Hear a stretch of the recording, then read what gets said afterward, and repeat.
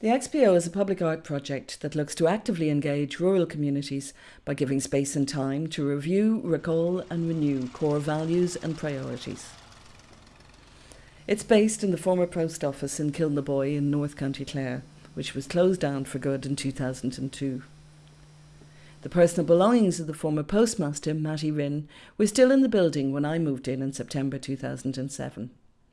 Matty was a much-loved man who, unbeknown to anybody, had an extraordinarily rich private life.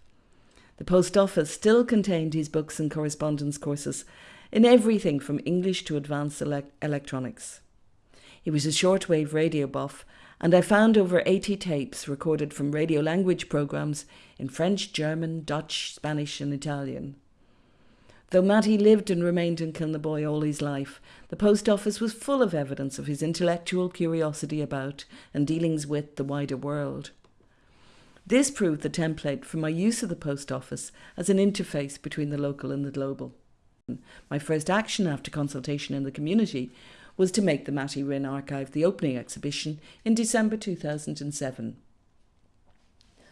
The curated programme of works which followed this exhibition has tried to mix deeply local exhibitions initiated within the community and contemporary artists dealing with questions raised by Irish rural society undergoing a profound transition. The opportunity afforded by their inclusion in the XPO project provided local people involved in a mapping group and a local history research group with a desire and impetus to exhibit their own representation of their history and knowledge.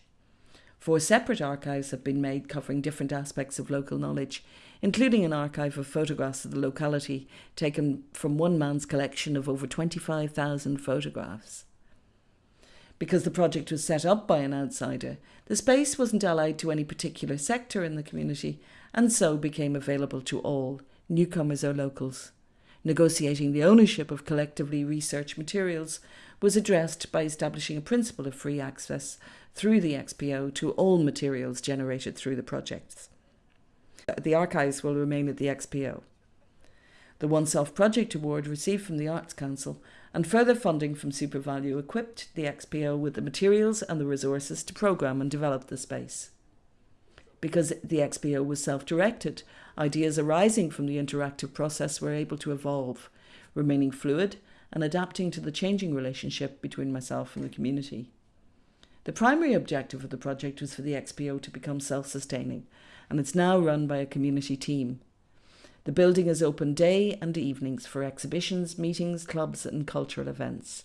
It's run by volunteers and funded by contributions from the community.